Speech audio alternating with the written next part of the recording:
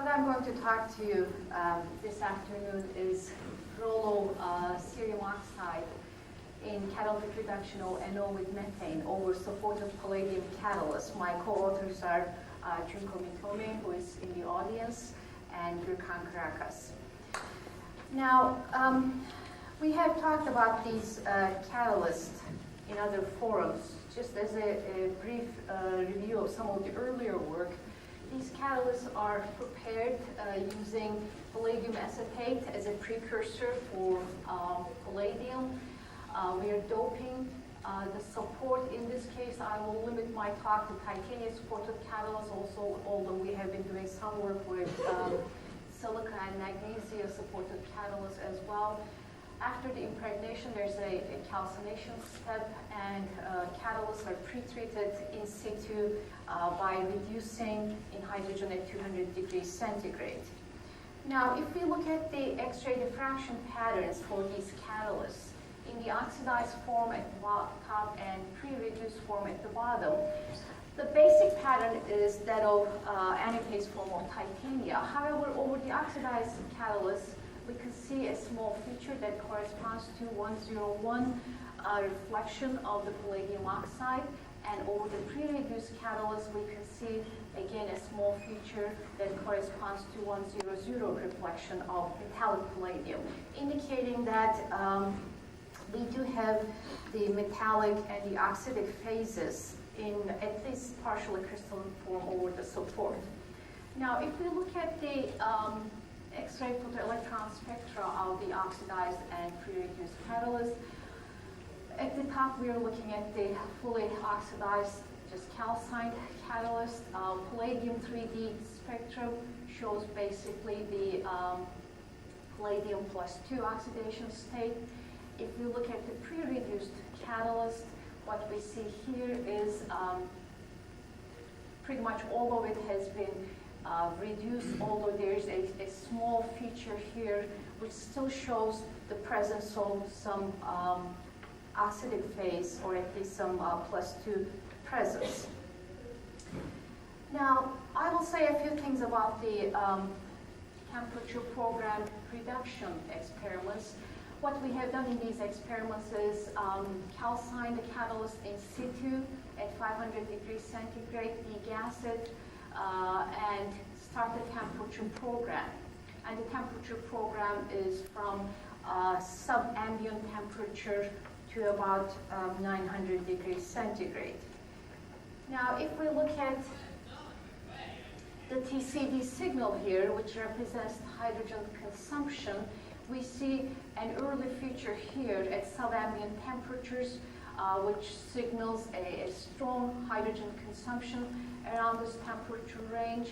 And at around 100 degrees centigrade, there's a negative signal, meaning there's hydrogen evolving from the surface. Again, this is not really surprising because palladium in general is known to form a hydride at lower temperatures, and then once we reach to about 90 degrees centigrade, this hydrogen is coming off the lattice and the surface. If we look at temperature program desorption results, what I'm going to show you are generated over the reduced catalyst. We are looking at nitric oxide and methane as adsorbates in different reactions. Again, the steps involve in situ calcination, degassing, in situ reduction with hydrogen, again degassing, adsorption at room temperature, and then starting the temperature program. Now, if we look at desorption profile following nitric oxide adsorption over the pre-reduced catalyst, we are monitoring this using a mass spectrometer. We see two very distinct features for NO and one feature for N2O, and interestingly this corresponds to the second temperature maximum that we see for the NO signal. If we look at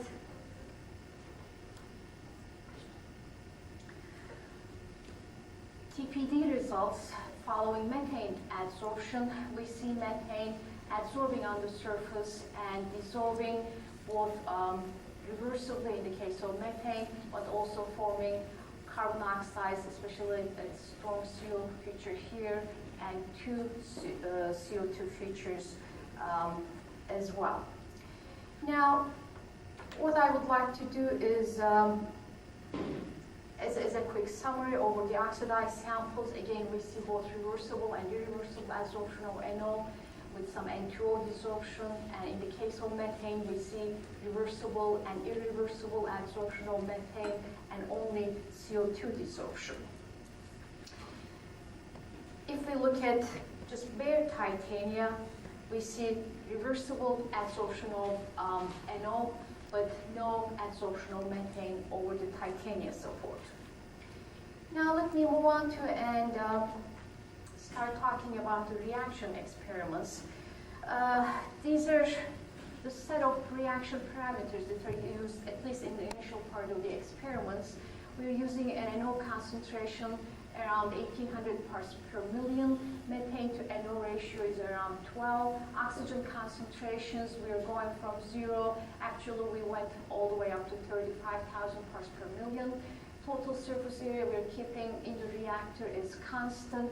And again, every reaction experiment is carried out with in situ reduction prior to the reaction experiments. And for the analytical techniques, we are combining three techniques: gas chromatography, mass spectrometry, and chemiluminescence, NOx, and ammonia analysis. If we look at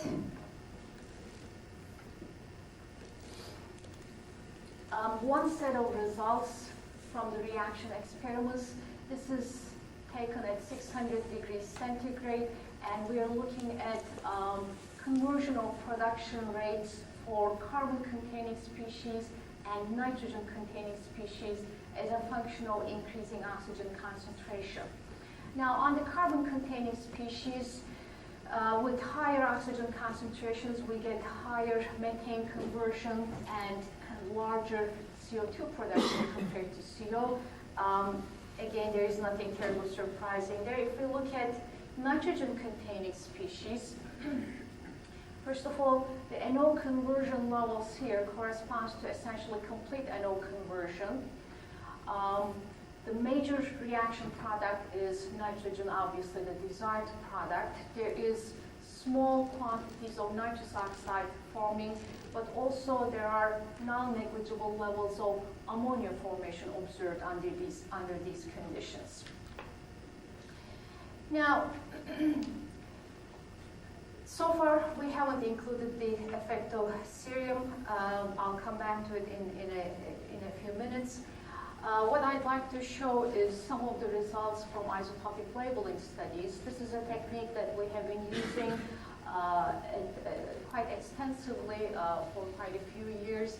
What we are doing is, actually there are three groups of experiments we are doing. One is isotopic labeling under steady state conditions.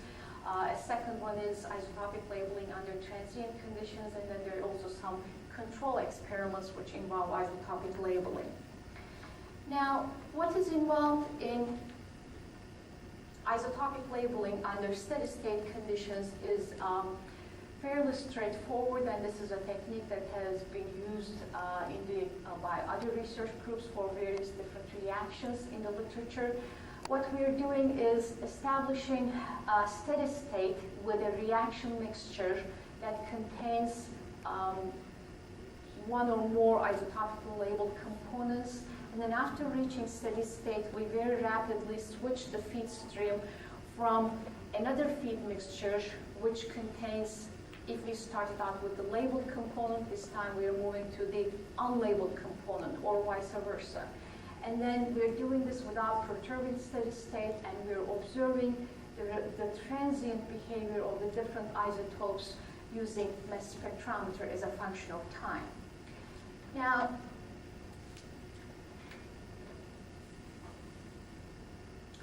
first let's take a look at how long it takes for an inert to be flushed out of the system. Here we are in the first switch. We're switching from an argon stream to a helium stream. Again, it's not pure argon, it's a small concentrational argon. And as you can see, this is the normalized concentrational argon. And pretty much within 15-20 seconds, all of the argon is flushed out of the system. So if there is no surface interaction, if you're using an inert gas, that's how long it takes for this gas to be flushed out of the system. Now, in the second switch, at the bottom, what we are looking at an oxygen exchange experiment. We're switching from a stream which contains oxygen 16 to a stream which contains oxygen 18. The balance is helium. Now, over this catalyst, what we're seeing is, first of all, there is some, if you look at the bottom here, which represents cross-labeled oxygen, oxygen 16, oxygen 18, so indicating there is some scrambling of oxygen. Also, another interesting feature is if you look at oxygen 16 signal, doubly unlabeled signal, it remains at a non-zero level for quite a length of time, indicating significant exchange of oxygen between not only the support, but possibly with the bulk as well. Now, if we look at a different switch, and these switches are carried out at 500 degrees centigrade. This time we're switching from a stream that contains N14O16 plus helium to another stream that contains labeled nitrogen and labeled NO. Now what we see over the catalyst is, first of all, NO. We also see some N2O formation at this temperature over the surface. Now, if we look at NO isotopes, what we are seeing here is N14O16 relaxing fairly rapidly. N15O16, however, is not quite at the expected level, indicating significant levels of oxygen exchange between the surface and the NO molecules. So the surface is not only exchanging oxygen with a molecular oxygen, but also with NO. On the nitrous oxide side, there are some interesting features. This is kind of a busy slide, but I'd like to point out a few things here. First of all, if we look at cross-labeled nitrous oxide, that would be 45 and 15 and 14, or it would be 47, again, and 15 and 14 with either 16 oxygen or 18 oxygen. These two species are at absolute zero throughout, indicating there is no cross-labeled species. Another interesting feature is if you look at 44, which corresponds to doubly unlabeled nitrous oxide, the relaxation is very slow, indicating that there is plenty of nitrous oxide which was formed, or either an intermediate which is leading to nitrous oxide, which was formed on the surface and is residing on the surface for an appreciable amount of time. Now,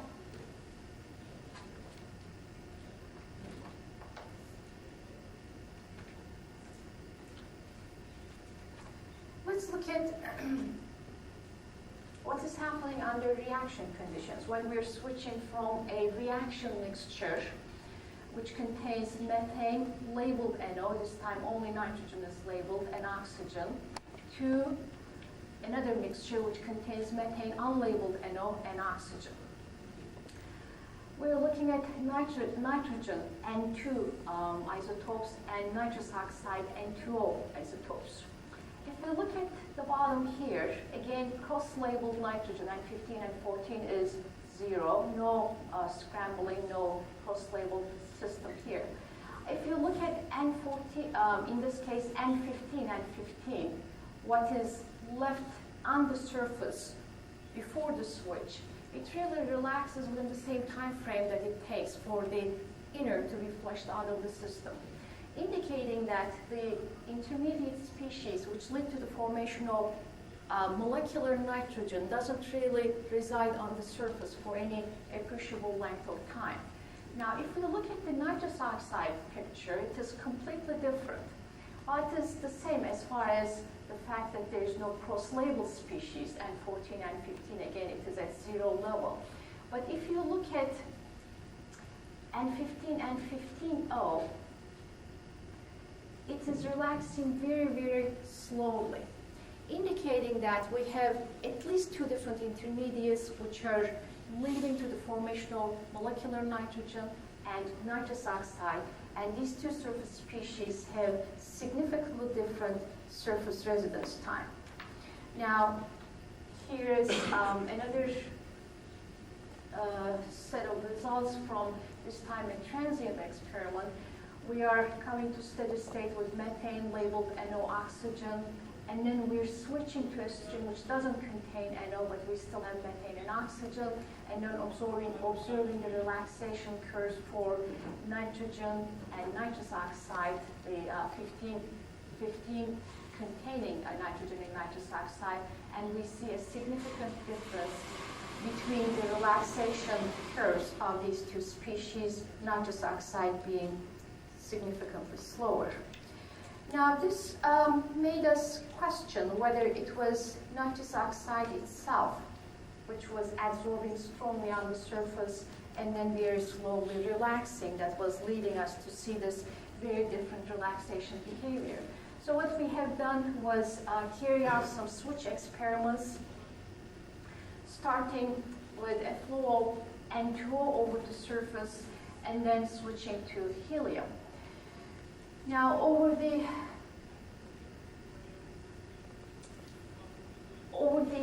oxidized surface, we only see nitrous oxide as a result of this flow, and nitrous oxide is relaxing very rapidly within the same time frame that argon did.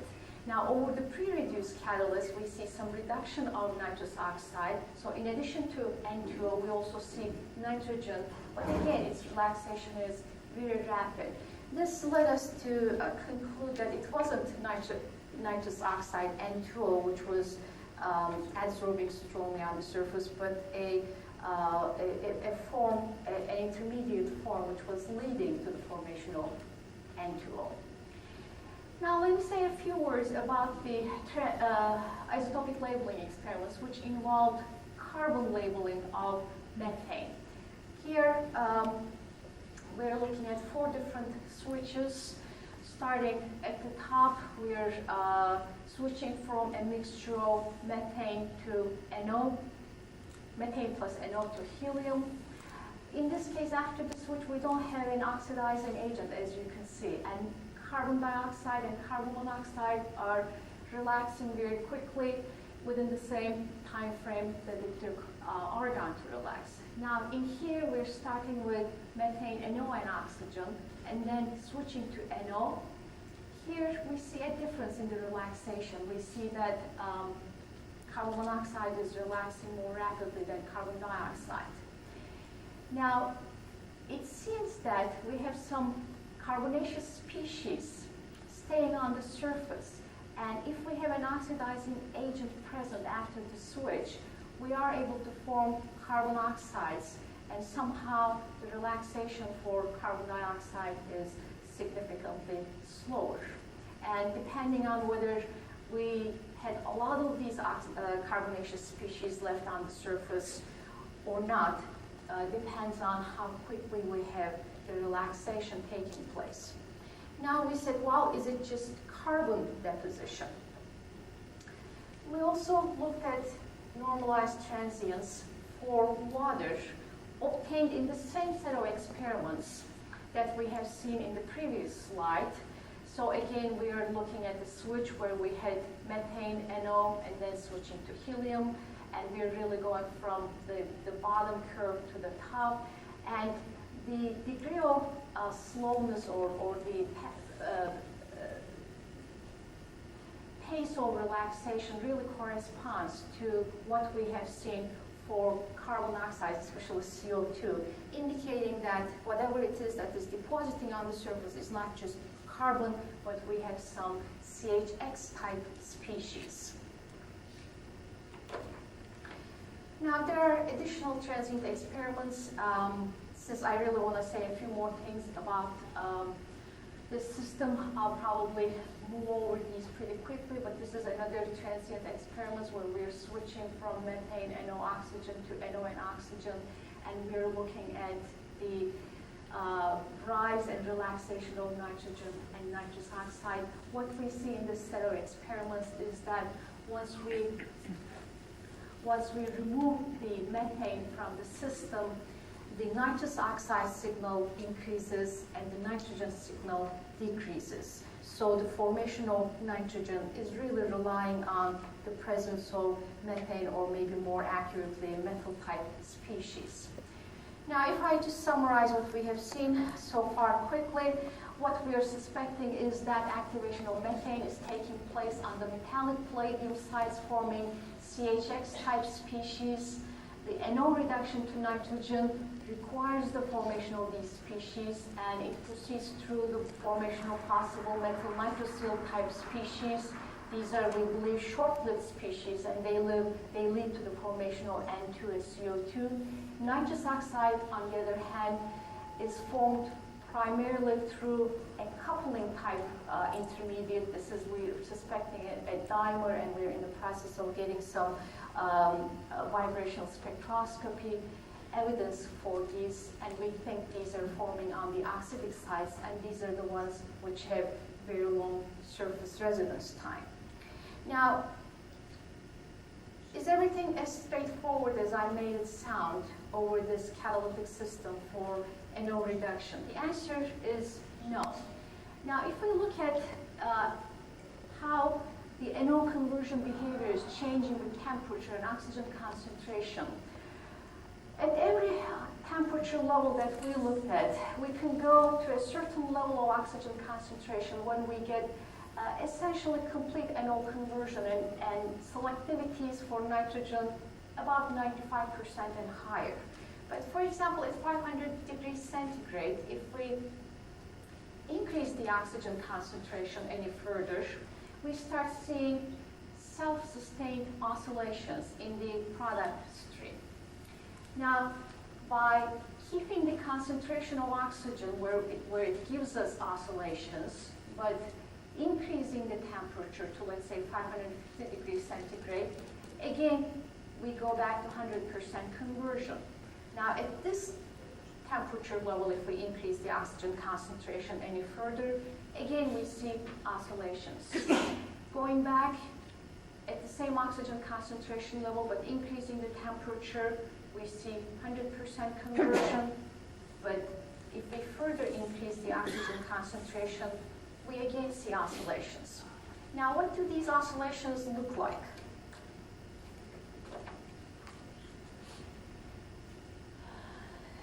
We're looking at mass to charge ratios of 15, 30, 44, and 28, and this is what the oscillations look like in the mass spectrometer.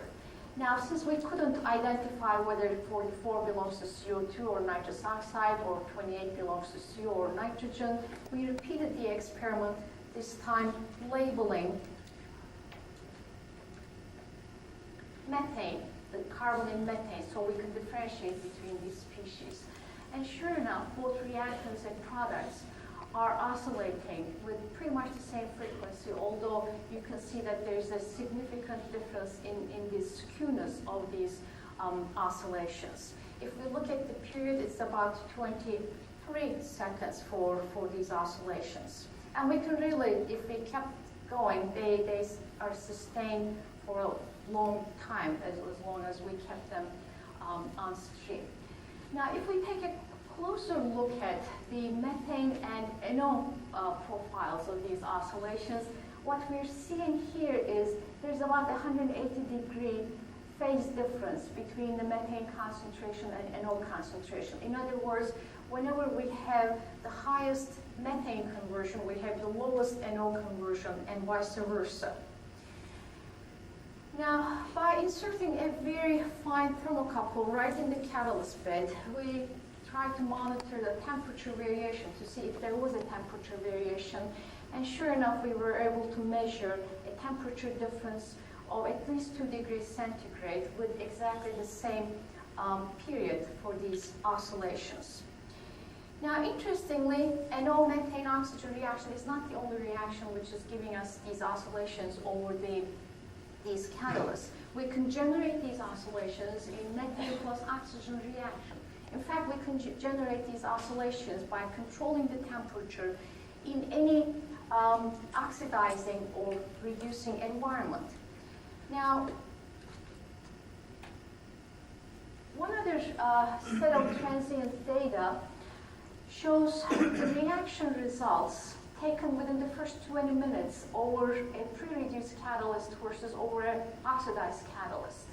Now, over the pre-reduced catalyst, this is a fairly low oxygen concentration, 500 degrees centigrade, we reach almost complete NO conversion almost immediately, right after we start the reaction. Over the pre-oxidized catalyst, however, we start with very low NO conversion, but it corresponds to significantly higher methane conversion. And within 20 minutes, NO conversion increases, methane conversion drops down to the same level that we have seen with the pre-reduced catalyst. So it is not really where we start, but once we reach steady state, what is the form of the catalyst, which is significant. Now, if we look at the PGA analysis of these samples, here we're looking at the weight change, and then at the top here we have the temperature.